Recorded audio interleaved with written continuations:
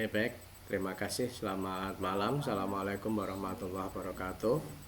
Terima kasih pada kesempatan malam ini kita kembali berjumpa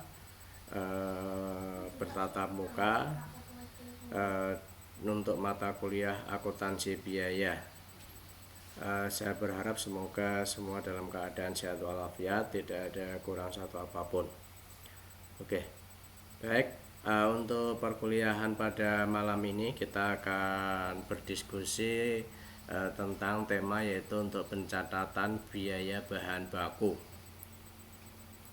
Oke, jadi seperti yang kita ketahui bersama bahwasannya dalam proses produksi memang di sini ada unsur-unsur biaya produksi yang meliputi pertama adalah biaya bahan baku, kemudian biaya tenaga kerja dan biaya overhead pabrik atau biaya lain-lain.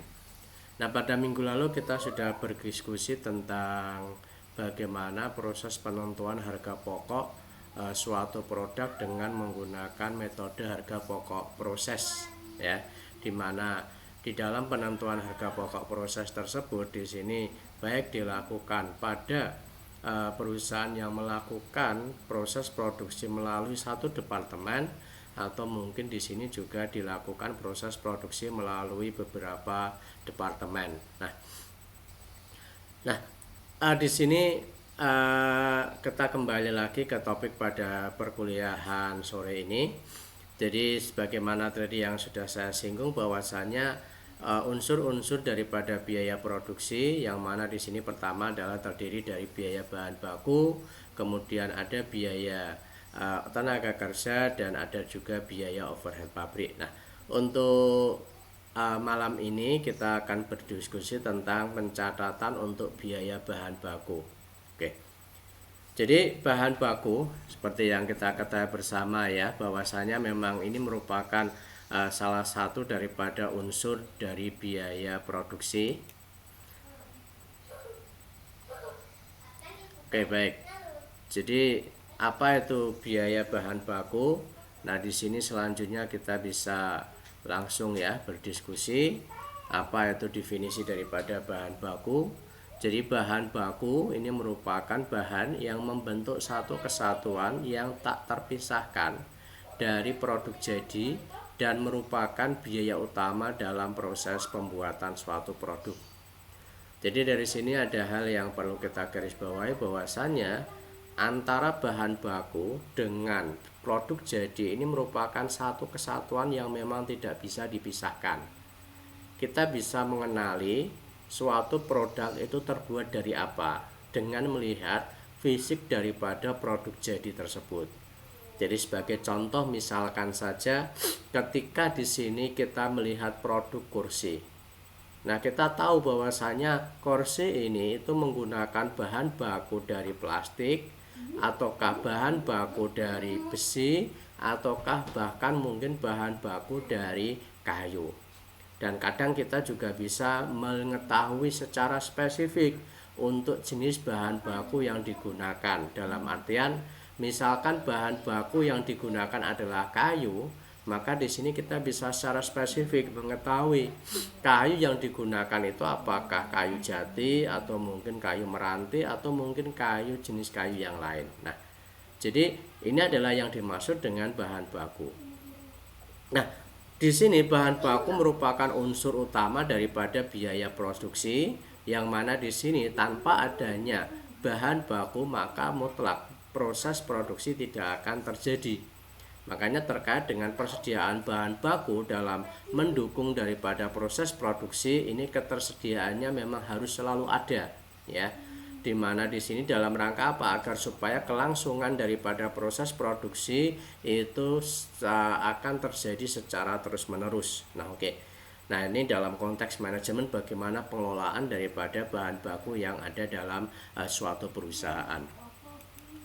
Nah, kemudian di sini kalau kita bicara secara spesifik dalam konteks persediaan di sini memang ya, jika pencatatan persediaan ini mempergunakan sistem periodik maka harga pokok bahan baku yang dipakai dalam proses produksi baru dapat diketahui setelah harga pokok persediaan bahan baku akhir periode itu diketahui.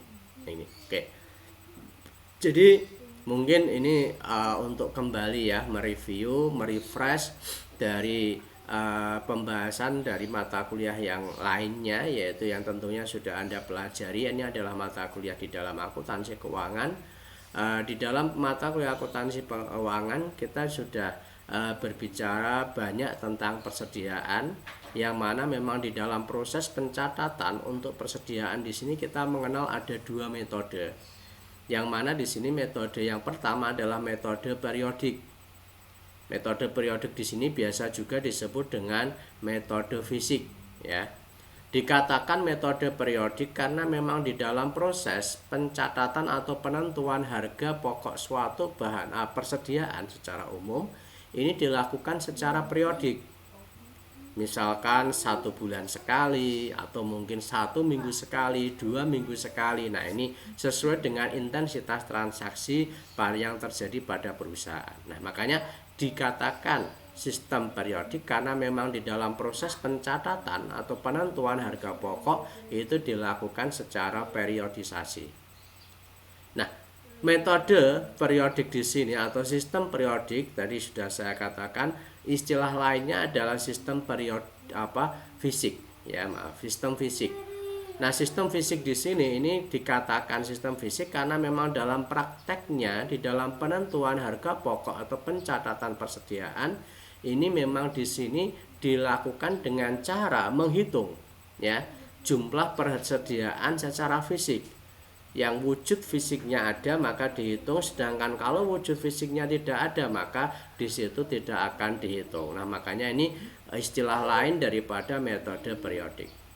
Nah, di dalam metode periodik di sini juga kita mengenal di dalam penentuan harga pokok persediaan ini nanti di sini ada beberapa metode. Ada metode FIFO atau kepanjangannya adalah first in first out.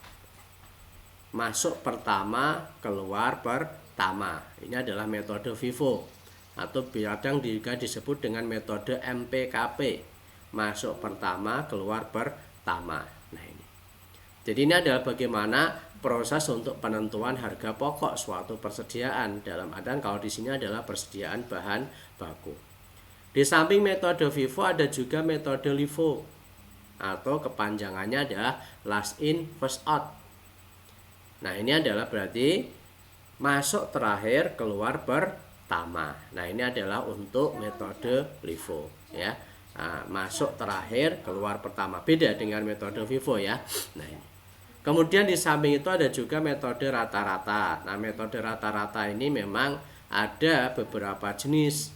Dari mulai metode rata-rata sederhana, ada metode rata-rata bergerak, dan juga metode rata-rata tertimbang. Nah, itu semua adalah metode-metode yang digunakan untuk menentukan harga pokok suatu persediaan. Jadi saya ulangi lagi, di dalam metode ya atau sistem pencatatan persediaan dengan menggunakan sistem periodik, kita bisa menentukan harga pokoknya dengan menggunakan metode LIFO, FIFO atau menggunakan metode rata-rata. Ini. Jadi ini sebetulnya sudah kita pelajari, pernah kita pelajari di dalam mata kuliah akuntansi keuangan, tetapi ini berkaitan. Ini perlu saya sampaikan untuk dalam rangka untuk merefresh kembali ya dari pengelolaan atas persediaan. Oke, itu tadi untuk sistem pencatatan yang pertama adalah sistem periodik atau fisik. Nah, kemudian di samping sistem periodik di dalam pencatatan persediaan di sini juga kita bisa menggunakan sistem atau metode yang kedua adalah metode perpetual. Apa itu metode perpetual? Nah, metode perpetual ini adalah menunjukkan bahwasanya proses mutasi persediaan ini dicatat dalam perkiraan persediaan. Jadi mutasi dalam artian di sini adalah bisa mutasi masuk, ya, dan bisa juga mutasi keluar, ya, mutasi masuk dan bisa juga mutasi keluar. Nah, ini. Jadi mutasi masuk daripada persediaan ini terjadi karena apa? Karena adanya transaksi pembelian atas persediaan. di mana mutasi masuk di sini itu memberikan pengaruh atau dampak pada pertambahan atas persediaan. Sedangkan kalau mutasi keluar berarti di sini adalah berkurangnya persediaan yang dimiliki oleh perusahaan. Nah, berkurangnya persediaan di sini bisa terjadi karena apa? Persediaan yang dimiliki perusahaan itu masuk ke dalam proses produksi, sehingga persediaan bahan baku ini akan berkurang. Atau bisa juga mutasi keluar ini terjadi karena apa? Ada penjualan untuk persediaan barang dagangan. Nah, jadi di sini ya mutasi karena dicatat di dalam perkiraan persediaan, maka di dalam metode perpetual itu nanti untuk jumlah persediaan itu bisa kita ketahui setiap saat ya, tanpa melalui proses perhitungan. Nah, makanya di sini kalau di dalam metode perpetual ini kita ya bisa mengetahui jumlah persediaan maupun harga pokok daripada persediaan itu bisa kita ketahui setiap saat. Nah, ini. Nah, makanya kalau kemarin waktu kita membahas tentang metode harga pokok, di situ secara spesifik ini memang diarahkan ya dari dua metode penentuan harga pokok suatu produk, yaitu metode harga pokok pesanan dan metode harga pokok proses. Dua tadi kemarin itu ya, ada metode harga pokok pesanan dan metode harga pokok proses. Nah, ketika kita menggunakan ya penentuan harga pokok suatu produk, jadi di sini menggunakan metode harga pokok pesanan, maka sistem di dalam pengelolaan atau pencatatan atas persediaan ini kita menggunakan sistem yang namanya perpetual. Karena apa? Karena kalau sistem harga pokok pesanan ya, di situ kan produk jadi ini tidak usah menunggu atas dasar periode. Dalam proses produksi mungkin produk pesanan bisa selesai dikerjakan dalam waktu 3 hari, 1 minggu atau mungkin 2 minggu, sehingga tidak diperlukan adanya periodisasi. Makanya metode yang tetap tepat di dalam mencatat persediaan menggunakan metode perpetual. Tetapi berbeda dengan metode penentuan harga pokok proses yang minggu lalu sudah kita bicarakan. Di dalam penentuan atau di dalam pencatatan atas persediaan di sini menggunakan metode fisik atau metode periodik. Karena apa? Karena di dalam metode penentuan harga pokok ya, proses, metode harga pokok proses untuk menentukan harga pokok suatu produk di situ dilakukan secara periodik ya. Satu periode selesai, berapa total daripada biaya produksi kemudian dibagi dengan output daripada produk yang dihasilkan. Nah, maka di sini tampak bahwasanya dari dua metode yang ada di sini memang masing-masing memiliki penggunaan yang berbeda. Dan di sini pun juga masing-masing memiliki kelebihan, ada perbedaan-perbedaan ya, kelebihan-kelebihan dan juga kekurangan. Nah, seperti tadi ya, kalau kita kembali lagi ke metode pencatatan persediaan dengan menggunakan metode periodik, di sini memang di dalam proses pencatatan transaksi kita tidak menggunakan akun ya persediaan itu ya, tidak menggunakan akun persediaan ini, tetapi langsung apakah di situ berkaitan dengan pembelian dan juga bahan bakunya itu. Nah, sehingga karena akun yang digunakan itu bukan akun persediaan, maka di dalam penggunaan sistem periodik itu nanti pada akhir periode perusahaan harus membuat yang namanya jurnal penyesuaian. Jurnal penyesuaian pada akhir periode ini dibuat dalam rangka untuk ya menyesuaikan daripada perkiraan persediaan. Nah, ini adalah gambarannya. Tetapi berbeda dengan metode yang kedua, perpetual ini. Di dalam metode perpetual untuk pencatatannya ini menggunakan akun persediaan. Nah, karena menggunakan akun persediaan, maka setiap terjadi transaksi atau mutasi persediaan di situ akan berpengaruh secara langsung terhadap persediaan. Karena berpengaruh secara langsung, maka proses pencatatan atas persediaan itu bisa tanpa ya menggunakan yang namanya jurnal penyesuaian, sehingga pada akhir periode perusahaan tidak perlu membuat jurnal penyesuaian karena informasi daripada saldo persediaan itu sudah menunjukkan informasi saldo yang sebenarnya. Oke. Nah, kemudian untuk persediaan bahan baku ini merupakan tempat mencatat harga pokok bahan baku yang diterima dan harga pokok bahan baku yang dipakai dalam proses produksi. Ini sebagai gambaran penggunaan daripada perkiraan atau akun. Jadi, karena di sini persediaan yang kita bahas adalah persediaan bahan baku, maka perkiraan yang kita gunakan itu adalah persediaan bahan baku. Nah ini, jadi persediaan bahan baku ini untuk mencatat harga pokok daripada bahan baku yang diterima dan harga pokok bahan baku yang dipakai dalam proses produksi. Nah ini, karena memang sebagaimana yang kita kemarin sudah sempat kita singgung ya berkaitan dengan persediaan, bahwasanya kalau di dalam perusahaan manufaktur di sini ada beberapa jenis persediaan. Yang pertama ada persediaan barang ya, bahan baku persediaan bahan baku itu yang pertama. Kemudian yang kedua adalah persediaan barang dalam proses.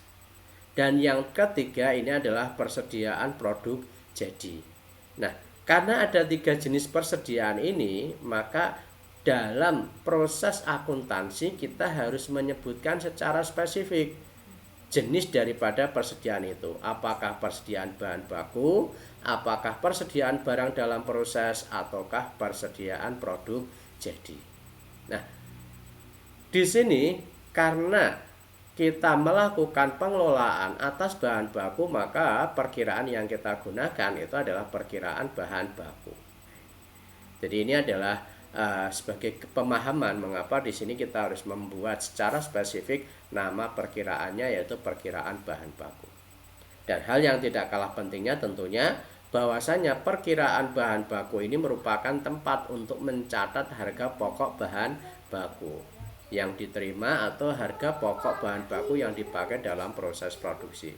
Jadi kalau dalam proses produksi itu kan memerlukan bahan baku. Nah, kira-kira kebutuhan bahan baku ada berapa? Nah, ini adalah harga pokok daripada bahan baku yang nanti masuk atau dipakai dalam proses produksi. Nah, itu gambarannya. Nah, baik. Di sini sebagai ilustrasi saja ya untuk memberikan pemahaman yang lebih mendalam. Ini kita contohkan dalam sebuah studi kasus saja ya, sebuah ilustrasi contoh soal ya. Di sini adalah pada bulan Agustus 2004 diperoleh data mengenai bahan baku A. Nah, ini di mana di sini ada beberapa transaksi yang terjadi. Pada tanggal 1 Agustus ini saldo awal atas persediaan bahan baku itu adalah 2000 kilo ya. Harga per kilonya adalah Rp500. Kemudian pada tanggal 5 Agustus ini 2004 ini terjadi pembelian, transaksi pembelian atas bahan baku A sebanyak 3000 kilo dengan harga per kilo adalah 550. Nah, ini. Kalau Anda perhatikan di sini untuk harga pokok daripada bahan baku, persediaan bahan baku awal dengan persediaan bahan baku yang terjadi pembelian yang terjadi pada tanggal 5 ini ternyata ada selisih ya. Oke.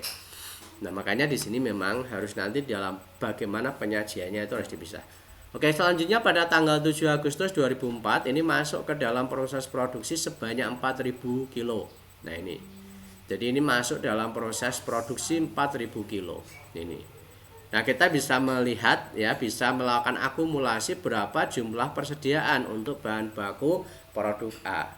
Saldo awalnya 2000, pembeliannya 3000, berarti di sini ada 5000 kilo. Nah, pada tanggal 7 itu yang dipakai dalam proses produksi 4000 kilo.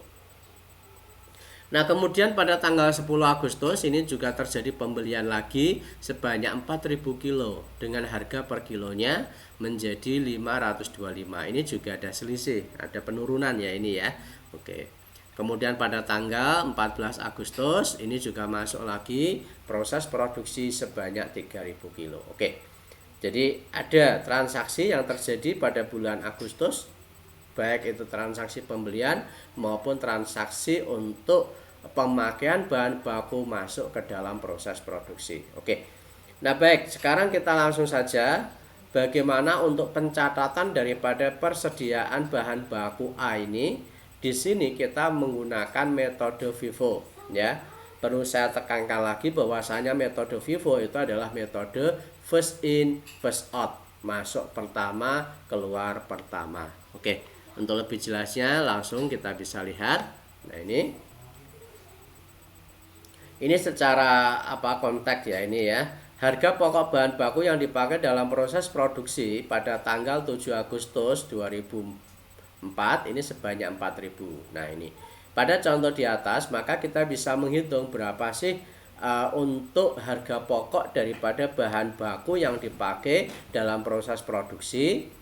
Nah, hal yang perlu kita ingatkan kembali bahwasanya di sini adalah menggunakan metode FIFO, first in first out. Jadi kalau pada contoh ilustrasi di sini yang masuk pertama itu adalah tanggal 1 Agustus ini sebagai persediaan awal sebanyak 2.000. Ini yang nanti kita pakai terlebih dahulu. Nah, kekurangannya baru nanti kita ambil untuk persediaan yang masuk berikutnya. Nah, maka dari itu untuk pencatatan, untuk penentuan daripada harga pokok bahan bakunya, ini perinciannya adalah 2.000 kilo. Itu adalah untuk persediaan yang diambil dari persediaan awal tanggal 1 Agustus, di mana harga per kilonya adalah Rp500. Sehingga di sini untuk harga pokok 2.000 kilo ini adalah 1 juta. Oke.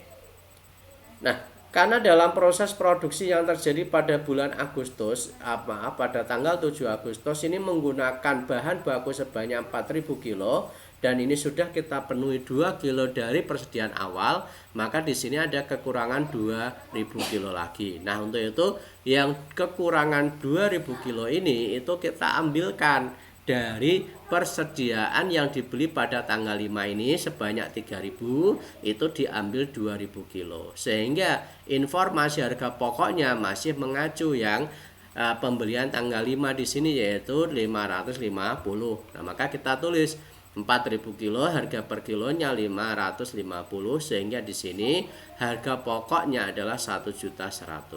Nah, jadi ini rinciannya, sehingga total di sini total daripada penggunaan atau pemakaian bahan baku sebesar 4.000 kilo, di mana di situ harga pokoknya adalah sebesar 2.100.000, ya.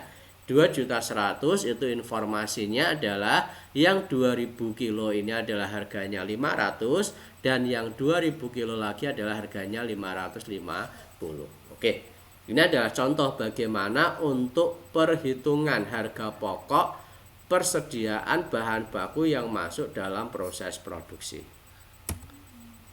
Nah, setelah kita melakukan proses perhitungan di sini, selanjutnya kita mencatat, ya, pemakaian bahan baku itu dalam perkiraan, ya, dalam akuntansinya. Ini jurnalnya adalah BDP, biaya bahan baku pada persediaan bahan baku sebesar 2.100.000.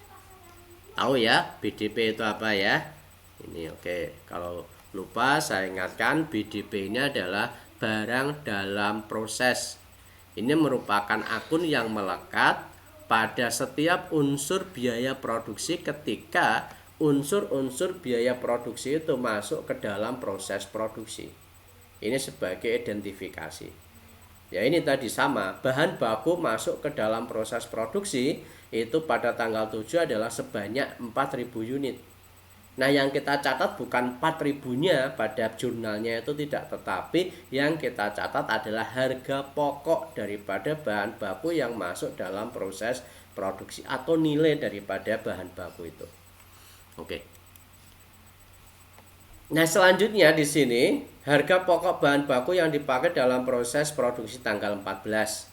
Jadi seperti yang tadi kita lihat pada contoh soal, ya, bahwasanya untuk proses produksi pada bulan Agustus ini dilakukan pada tanggal 7 Agustus, dan tadi sudah kita hitung, dan yang berikutnya adalah tanggal 14, di mana pada tanggal 14 ini itu untuk proses produksi masuk adalah sebanyak 3.000 kilo. Nah, untuk itu kita bisa melihat bagaimana perhitungannya. Perlu saya ingatkan kembali karena di sini kita menggunakan metode first in first out, masuk pertama, keluar pertama, maka di sini rincian daripada perhitungan harga pokoknya adalah pertama 1000 kilo ya. Itu harganya adalah 550 dan yang 2000 kilo itu harganya 525. Nah, ini. Jadi yang 1000 kilo ini merupakan sisa daripada persediaan yang kita beli pada tanggal 5. Di mana pada tanggal 5 persediaan dibeli 3000 kilo dan pada tanggal 7 dipakai 2000 kilo sehingga masih ada sisa 1 kilo.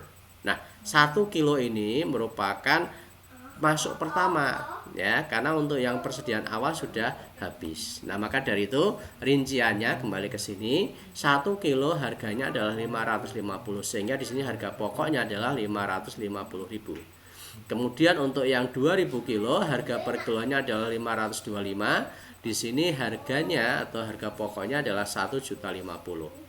Sehingga di sini jumlah keseluruhan di sini adalah untuk harga pokok yang biaya persediaan bahan baku yang dipakai dalam proses produksi pada tanggal 14 itu adalah sebesar 1.600.000. Nah, tentunya setelah itu kita bisa mencatat untuk jurnalnya adalah BDP, biaya bahan baku pada persediaan bahan baku sebesar 1.600.000. Oke, baik.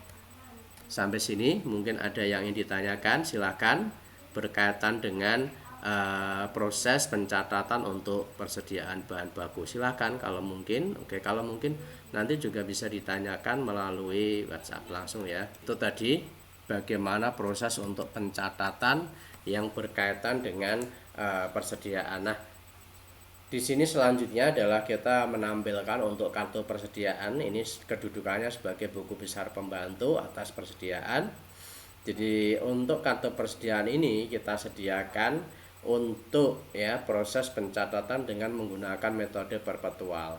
Di mana di dalam metode perpetual ini kan mutasi masuk maupun mutasi keluar atas persediaan ini selalu dicatat. Nah, maka dari itu kita bisa melihat untuk PT-nya X Semarang, kartu persediaan jenis barangnya A, kemudian satunya ini informasi berkaitan dengan barang persediaannya itu ya. Nah, di sini kolom yang pertama adalah kolom tanggal, kemudian kolom yang kedua adalah kolom pembelian, di mana di dalam kolom pembelian ini ada kolom subkolom unit, ada subkolom harga per unit, dan ada juga subkolom total. Kemudian kolom yang ketiga adalah proses produksi, ini juga sama, ada subkolom unit, ada harga per unit, ada total, dan yang terakhir adalah untuk subkolom persediaan, saldo persediaan, ini juga ada subkolomnya 3. Nah, kita mencatat untuk tanggal 1 di sini masuk sebagai persediaan awal, maka kita mencatatnya adalah dalam saldo persediaan, di mana di sini saldo yang masuk adalah 2000 unit, kita catat untuk unitnya. Harga per unitnya adalah 500, totalnya 1 juta. Kemudian pada tanggal 5 di sini perusahaan melakukan pembelian sebanyak 3000 unit, di mana harga per unitnya adalah 550. Maka kita catat pada kolom pembelian. Unitnya kita isi 3000, harga per unitnya adalah 550, sehingga total daripada harga pokok pembelian pada atau transaksi pembelian pada tanggal 5 itu adalah sebesar 1.650. Nah, pada saldo persediaan berarti di sini terjadi penambahan yaitu menjadi 5.000, tetapi di sini kita tidak mengenal langsung ya melebur jadi 1.500 itu tidak, karena informasi daripada harga pokoknya ini berbeda, maka penyajian daripada persaldo persediaan di dalam kartu persediaan ini juga berbeda, di mana 2000 kita sajikan seperti ini ya informasinya, yaitu harga per unitnya 500 sehingga 1 juta, sedangkan yang 3000 ini kita pisah karena harga per unitnya adalah 550, sehingga di sini kita peroleh adalah 1.650. Nah, sehingga di sini pada tanggal 5 kita sudah bisa mengetahui berapa sih jumlah persediaan, berapa harga pokoknya. Nah, kemudian di sini pada tanggal 7 ini terjadi penggunaan atau pemakaian daripada persediaan untuk ke proses produksi. Nah, ini adalah untuk mutasi keluar. Kalau tadi tanggal 5 adalah mutasi masuk. Nah, Pada tanggal 7 ini di dalam penggunaan atau pemakaian persediaan ini sebanyak 4.000 unit. Karena di sini menggunakan metode FIFO, maka yang kita lakukan adalah yang 2000 unit ini kita ambilkan dari persediaan awal 2000 ini ya. Ini kita masukkan, kita ambil, kita catat di mana harga per unitnya 5.000 sehingga totalnya 1 juta. Sehingga untuk persediaan awal tadi yang 2000 unit ini sudah habis. Ya, sudah habis dipakai untuk proses produksi. Nah, karena proses produksi itu membutuhkan bahan baku 4.000 unit dan di sini sudah terpenuhi 2.000 unit, maka kekurangannya sebanyak 2.000 kita ambilkan pada persediaan yang kita beli pada tanggal 5, yaitu yang 3.000 ini kita ambil 2.000 dengan informasi harga per unit adalah 550 sehingga total daripada harga pokoknya adalah 1.100.000. Nah, setelah persediaan bahan baku ini digunakan untuk proses produksi sebanyak 4.000 unit, di mana di sini masih menyisakan persediaan bahan baku sebanyak 1.000 unit dengan informasi harga pokok per unitnya adalah 550. Jadi untuk nilai persediaan atau harga pokok persediaan di sini hanya menyisakan 550. Oke, kemudian pada tanggal 10 ini terjadi mutasi masuk, yaitu dari transaksi pembelian sebanyak 4.000 unit ya, di mana harga per unitnya adalah 525 sehingga untuk totalnya adalah 2.100.000. Oke, ini juga sama penyajian di dalam saldo persediaan kita pisah. Yang 1.000 unit ini informasi biaya per unitnya adalah 550.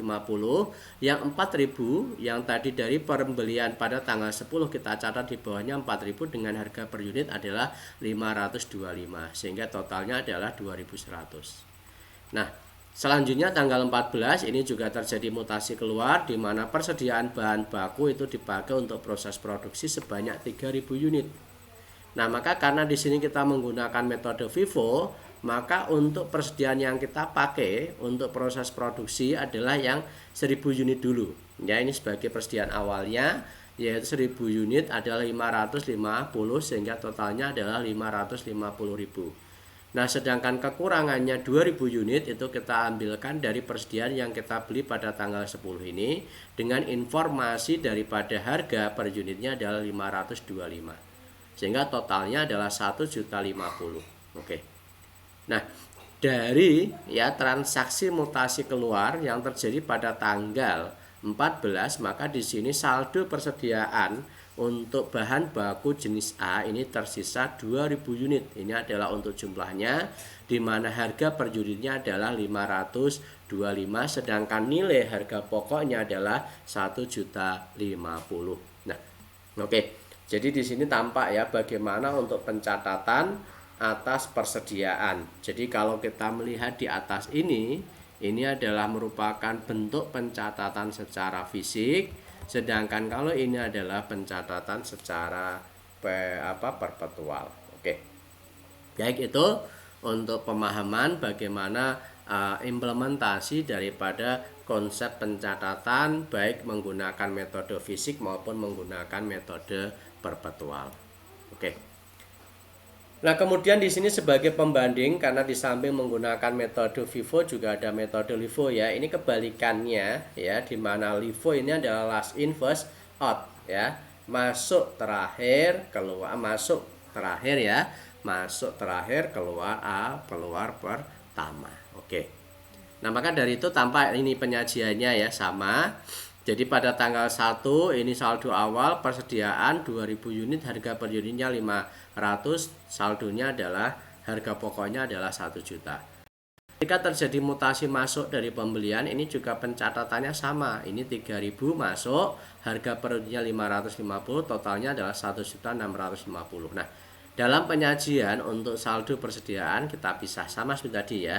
Nah, cuman yang tanggal 7 ini ketika persediaan bahan baku jenis A masuk ke proses produksi atau terjadi mutasi keluar. Nah, karena di sini kita menggunakan metode FIFO ya. LIFO, last in first out, maka di dalam pencatatan karena yang masuk terakhir ini adalah pembelian sebanyak 3.000 unit ini, maka ini merupakan persediaan yang masuk terakhir, last in ya. Nah, ini yang kita ambil keluar pertama, maka kita catat di awal 3.000 unit dengan harga 550. Totalnya adalah 1.650. Nah, berarti di sini untuk persediaan yang dibeli pada tanggal 5 ini habis. Oke. Masih ada kekurangan untuk proses produksi sebanyak 1.000 unit. Nah, ini 1.000 unit itu kita ambilkan dari persediaan awal 2.000 unit ini dengan informasi harga 500. Nah, ini sehingga di sini 1.000 dikalikan 500 hasilnya 500.000. Nah, sehingga di sini untuk persediaan awal yang 2.000 unit karena dipakai untuk proses produksi 1.000 unit, maka ini menyisakan persediaan yaitu 1.000 unit, harga per unitnya 500. Maaf, ini salah cetak ya, ini harganya adalah 500 sehingga di sini adalah 500.000. Kemudian pada tanggal 10 ini terjadi mutasi masuk pembelian persediaan, kita catat sebagaimana mestinya, cuma di sini nanti untuk rinciannya adalah ini tampak ya. Jadi 1 juta ini adalah yang harganya 500 dan 4 juta yang 1.000 harganya 500, yang 4.000 harganya 525. Oke. Nah, kemudian pada tanggal 14 ini ada mutasi keluar yaitu persediaan bahan baku digunakan untuk proses produksi sebanyak 3.000 unit. Maka di sini sama, last in ya, last in. Jadi yang masuk terakhir kalau kedudukan di sini adalah yang 4.000 unit. Nah, 4.000 unit ini kita ambil 3.000 unit untuk ke proses produksi dengan harga per unit 525. Sehingga harganya adalah 1 juta, harga pokoknya adalah 1.575.000. Oke, nah sehingga di sini persediaan akhir per 14 di sini kita bisa memperoleh untuk saldo persediaannya adalah 2.000 ya, dengan rincian 1.000 dengan harga pokok per unitnya adalah 500 dan yang 1.000 adalah 525. Oke. Dari sini kita bisa membandingkan ya. Di mana di sini untuk nilai persediaan kalau kita menggunakan LIFO ya, nilai persediaan akhirnya adalah berapa ini? 1.025.000. Oke, tapi kalau kita menggunakan metode FIFO ini nilai persediaan akhirnya per 14 ini 1.050.000. Jadi ada selisih 25 gitu ya.